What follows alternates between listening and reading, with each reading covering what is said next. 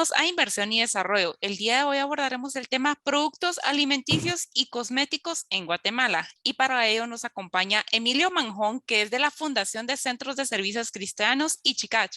Bienvenido, Emilio. Gracias, mucho gusto y muchas gracias por invitarnos a su programa.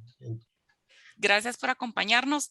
Hablando un poco antes de la entrevista, Emilio, decíamos de que la realidad guatemalteca ha ido cambiando. Cuéntanos ustedes que han estado también en los departamentos, ¿cómo es esa realidad tanto en Ciudad de Guatemala como en los departamentos? Nuestro análisis desde hace tiempo como fundación es que Guatemala tiene dos realidades muy contrastadas en términos de población. La vida y la realidad del campo rural de las poblaciones indígenas de Guatemala es totalmente otro mundo comparado con las zonas urbanas. Y lo vemos en necesidades, en demandas, en realidades, en problemáticas, también en recursos. Por ejemplo, el área rural de Guatemala sigue siendo un área con un gran potencial y por eso duele cuando uno escucha noticias de que seguimos siendo un país con tanto problema de desnutrición, con tanto problema de migración en estos momentos, con tantos problemas de empobrecimiento, cuando hay un gran recurso en las áreas rurales del país. Sin embargo, la inversión no está en el campo y por eso tenemos esos contrastes, ¿verdad? Concuerdo mucho con ese análisis que usted ha dado, porque a pesar de que somos el país de la eterna primavera, que contamos con esos recursos, en donde ponemos una semilla en la tierra y dan esos frutos, contamos con esa desnutrición también. Y también, como usted dice, las inversiones se han centralizado normalmente en la parte central de Guatemala y es donde tenemos que buscar esa descentralización, donde esas inversiones lleguen a los departamentos, a esos municipios para poder cambiar esas realidades. Ahora cuéntenos, Emilio, ¿cómo es que nace la Fundación de Centros de Servicios Cristianos? Esta fundación que tiene un nombre cristiano, pero no es una confesión religiosa, sino por el hecho de que los fundadores eran personas comprometidas a nivel religioso, de diferente confesión religiosa, católicos, protestantes, luteranos, pero abiertos a las necesidades y a la situación que vivía Guatemala todavía en tiempos del conflicto armado. La fundación surge precisamente para atender población desplazada, población refugiada, que estaba sufriendo en carne viva las secuelas y el conflicto armado. Para atender esa población surge la fundación en el año 1990.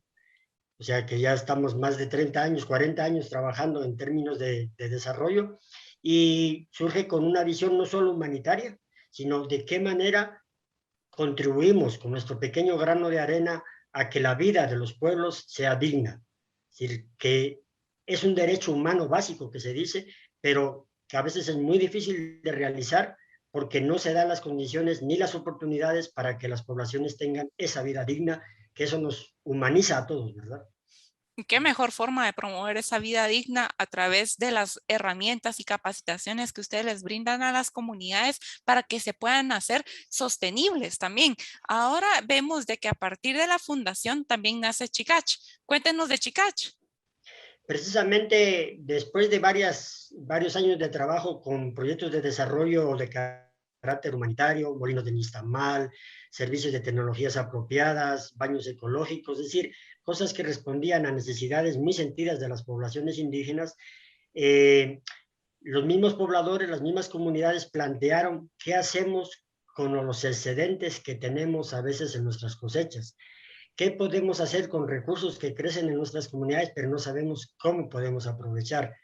Y de ahí nos vimos con el reto como institución, porque no es que lo conociéramos de antemano, cómo podemos involucrarnos y desarrollar ciertos productos de agroindustria rural que favorezcan tanto el aprovechamiento de esas materias primas, pero también que creen empleo local. Porque un análisis que hicimos es que en la visión económica mucho de Guatemala hay mucho fracaso en el interior porque la infraestructura es tan pobre y tan deficiente que las pocas ganancias que uno podría tener vendiendo materias primas te lo come el transporte.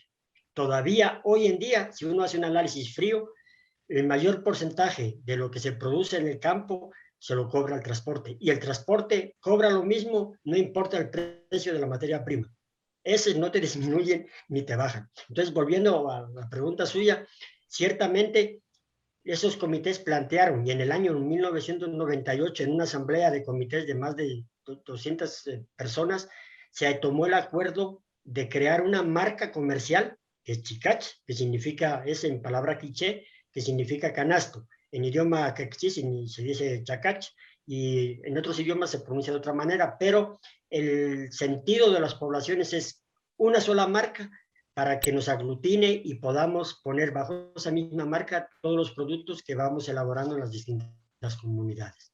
Ese es el origen de Chicach, y de ahí se empezó pues poco a poco a ir desarrollando, como dándole una figura también. Desde el principio se sabía que como fundación no podríamos tener actividades lucrativas, productivas, en el sentido de que pues por régimen tributarios y demás es diferente una institución de desarrollo a lo que es una empresa. Entonces, desde el principio también los comités estaban claros que esa marca Chicat había que cobijarla, y así está actualmente bajo una denominación comercial. Interesante porque a partir de la producción de esos cultivos se da un valor agregado, se da esa manufactura para crear productos diferentes que son comercializados. Cuéntenos de esos productos que ustedes promueven en la tienda de Chicach. Bueno, el primer producto, y que todavía sigue siendo estrella en el sentido de que cubre muchos objetivos, es el amaranto. Cuando empezamos como Chicat, uno de los productos que estábamos desarrollando en la fundación por temas de seguridad alimentaria era cómo las comunidades que viven en los Cuchumatanes, porque atendíamos comunidades en los Cuchumatanes a 3.500 metros de altura con esos fríos que hay ahí en los Cuchumatanes, de qué manera se puede diversificar la alimentación de esta población que solo tenía ovejas para su alimentación, y que el maíz y los frijoles y otras verduras las tenían que cultivar a 1.000 metros menos de altitud, por el hecho de que a 3.500 metros solo ovejas había. Entonces, el amaranto lo encontramos con otras instituciones en esos años, prácticamente en el año 2000, como una alternativa que pudieras ayudar a estas familias a suplir un poco temas de nutrición. Y de ahí empezamos a desarrollar el amaranto y su procesamiento. Y de hecho después, en la zona de Nevaj, se creó, porque estamos hablando en los Cuchumatanes, en el área de Ixil, se creó el primer centro de agroindustria para procesamiento del amaranto. Hasta el día de hoy, otras comunidades se han ido sumando y siguen siendo un alimento que ellas consumen, y prácticamente la mitad o un poco más es lo que venden a sus asociaciones para la comercialización. Interesante porque el amaranto es un producto muy versátil que se puede utilizar de diferentes formas para hacer atoles, harinas, y también tiene varias bondades en tema de hierro y vitaminas que ayudan a la desnutrición y también a la anemia, tengo entendido. Así es, nosotros cuando empezamos a investigar sobre el amaranto, contactamos con el doctor Bresani, que en paz descanse, y él sí estaba en ese momento desarrollando la investigación en términos de nutrición sobre el amaranto, y contactamos con él para tener más información de lo que se estaba aportando.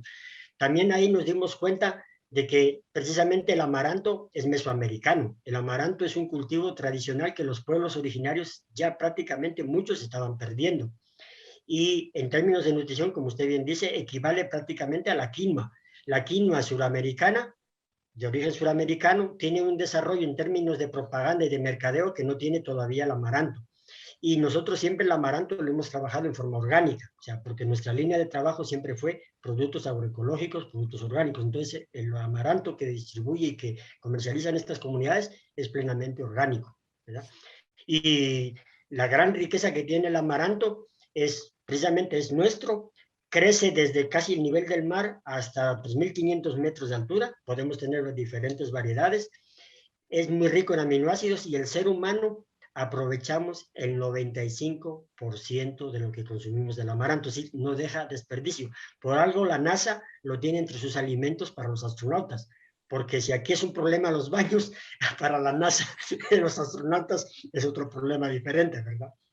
Completamente. Y es muy interesante porque con el amaranto ustedes están cubriendo también la parte de seguridad alimentaria con las comunidades y su excedente es el que se comercializa. Ahora cuéntanos, Emilio, esas herramientas que ustedes le brindan a los productores, ¿cómo los están capacitando para generar ese desarrollo sostenible? Bueno, en términos de capacitación siempre es un reto, ¿verdad? Nunca es suficiente.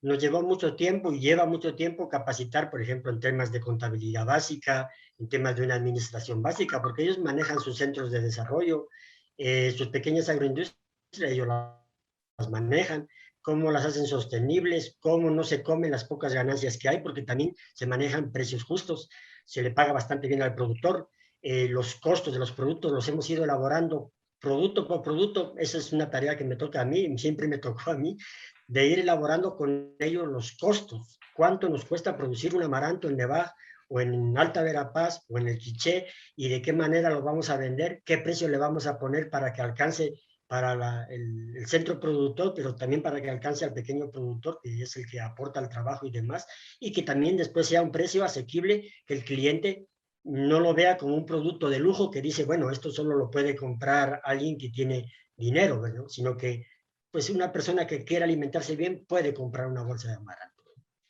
Sí, completamente. Y qué bueno que le brindan también esas herramientas financieras para que ellos puedan ver el costo y cuánto puede ser la ganancia, porque muchas veces la realidad de estas comunidades es que solo llegan a cierto grado educacional, ¿verdad? Entonces ahí llega esa faltante de números en donde ellos ya con estas herramientas pueden establecerse mejor con ello y pueden generar mayores éxitos a través de esos resultados, ¿verdad? Ahora con el Y tema del así es. empoderamiento de la mujer. ¿Cómo están promoviendo ese empoderamiento para poder sobrepasar estas barreras, estos paradigmas y hacer de que la mujer pueda salir adelante y también sea económicamente sostenible?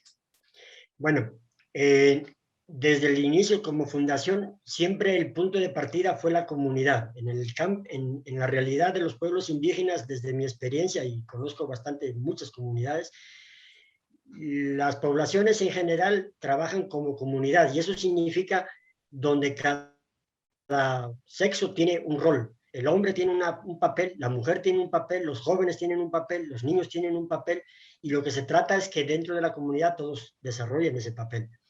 En ese sentido, como fundación, nunca tuvimos como sí se privilegió y se tuvo en cuenta siempre el papel de la mujer, pero no se hacían proyectos específicos para mujeres, sino se hacían proyectos para la comunidad, donde participa la mujer y participa el hombre.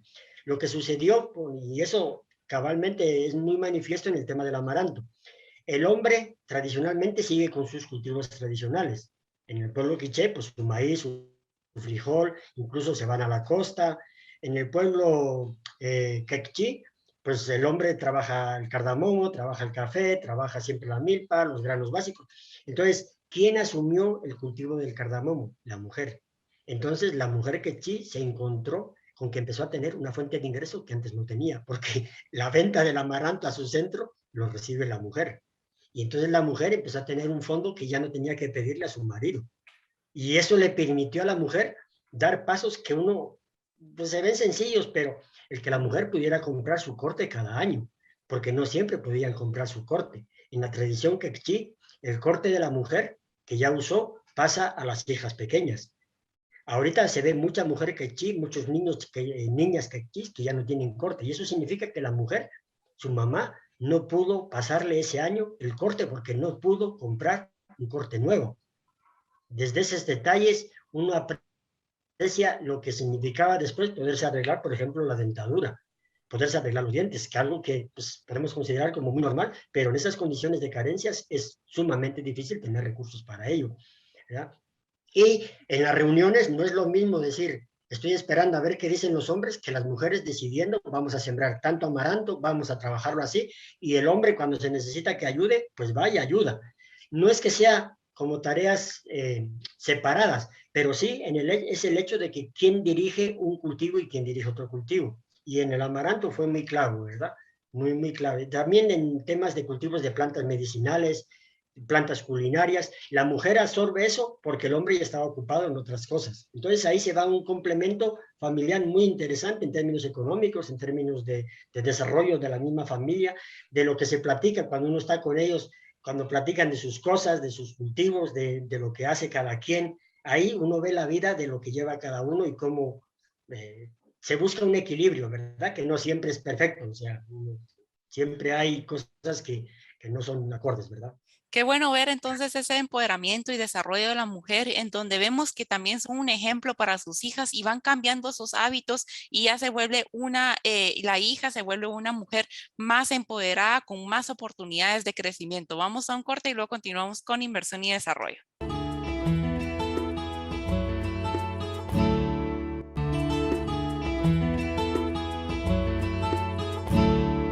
continuamos con inversión y desarrollo. Cuéntenos, Emilio, del huerto que tienen ustedes en el Cerro Alush, en donde está abierto también al público, para las organizaciones, los estudiantes, para que puedan aprender de estos huertos y que los puedan ir replicando también. Pues el Huerto Chicat surge en el año, bueno, el centro donde está la sede de la fundación es en el Cerro Aluz. Ahí siempre fue un espacio de capacitación en temas de agricultura orgánica y de medicina natural. Solo que era siempre cerrado a los grupos de las comunidades que llegaban a capacitarse y que tenían un poco de subsidio para estar ahí unos días capacitándose en el centro.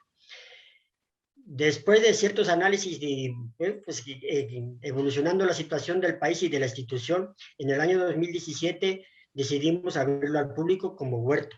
Y como siempre, Chicad es lo que abarca todo, pues le pusimos también Huerto Chicad, porque es la marca de todos los productos de las comunidades. Entonces, es un espacio de agricultura orgánica, donde se maneja mucha diversidad de cultivos. Ahorita manejamos menos porque la pandemia, después vuelvo al tema, sí nos afectó y nos afecta bastante económicamente como huerto. Era un espacio y es un espacio donde la gente llegaba a capacitaciones, fines de semana cursos, promovimos varios cursos con distintas instituciones, eh, hicimos alianza con otros grupos de productores, porque el excedente y lo que se sale de producto en el huerto, la gente llegaba al huerto cuando podía llegar y compraba ahí mismo las verduras, las hortalizas, etcétera. Llegamos a manejar más de 90 especies de hierbas y verduras diferentes y hortalizas diferentes.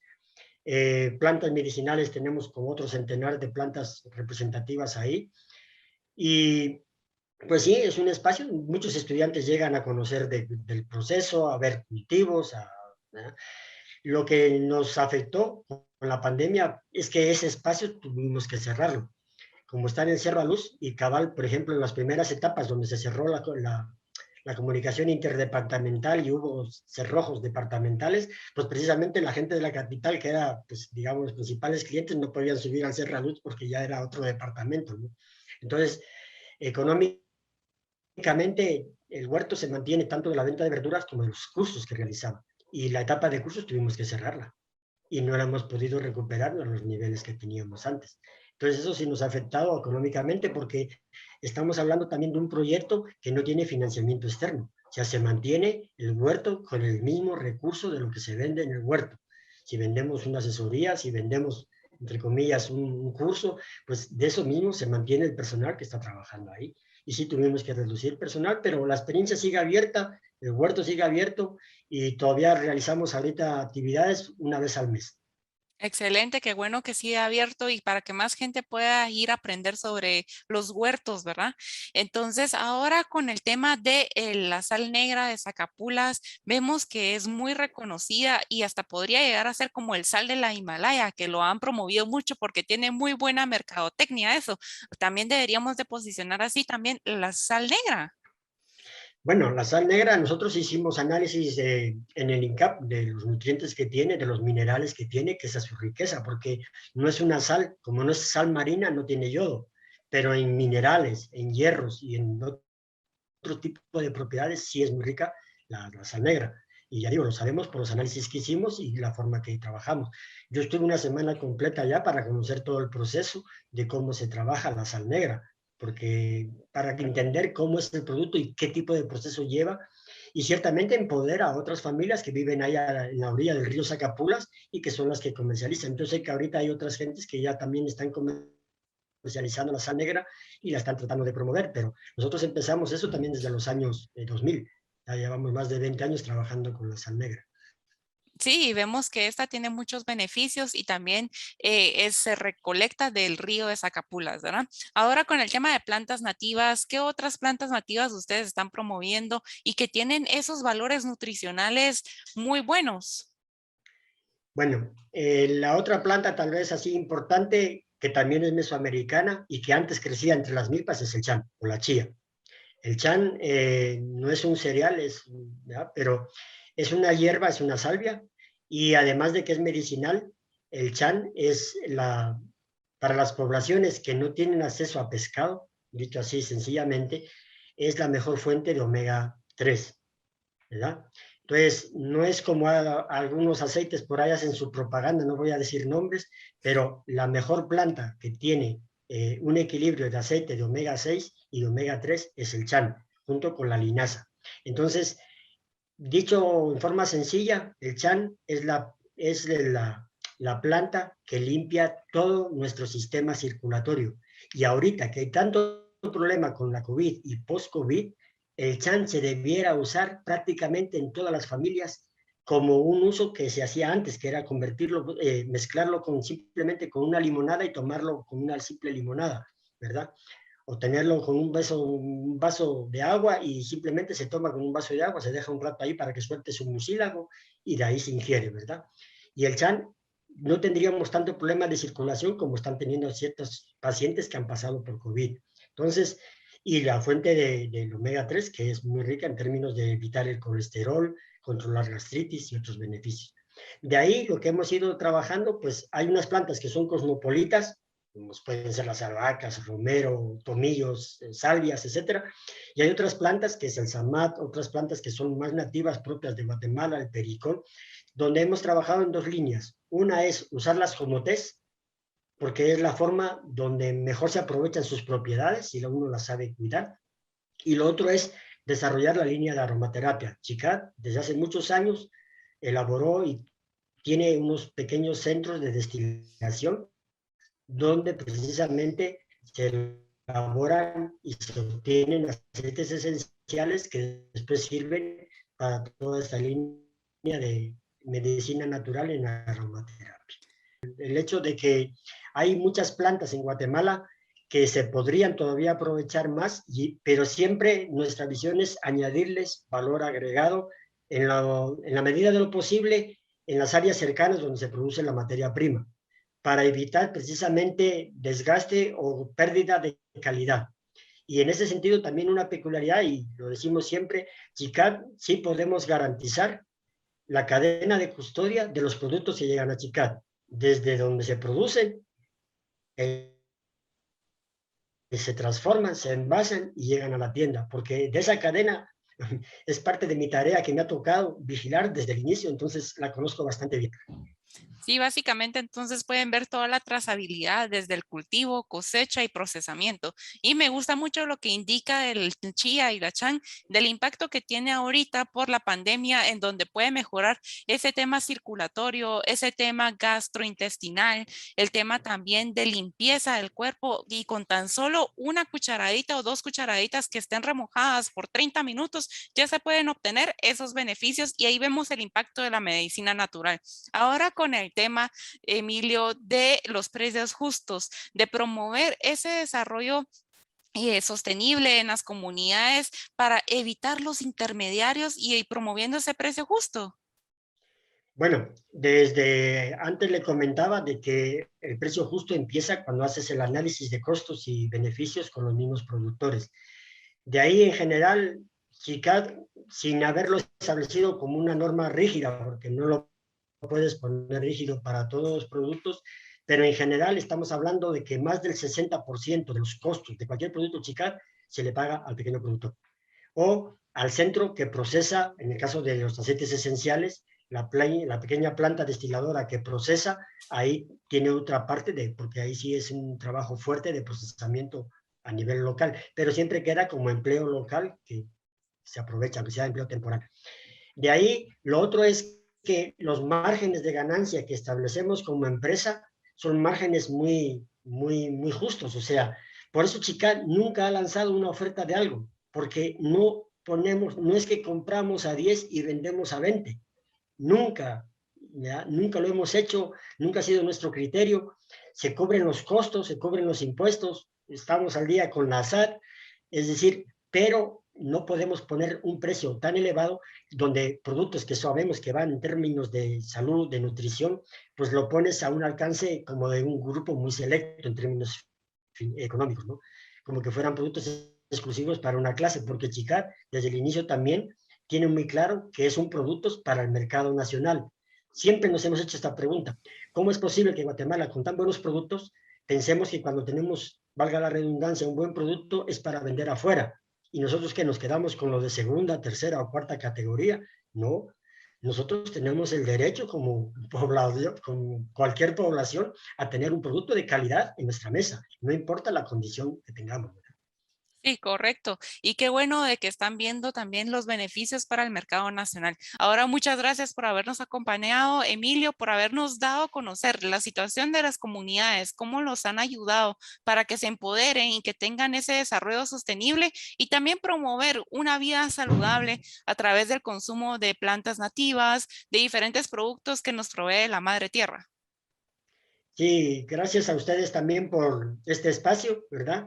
Esperamos que seguir contribuyendo y dando nuestro granito de arena, porque como decía yo al inicio, CICAD es una iniciativa pequeña, no es una empresa grande.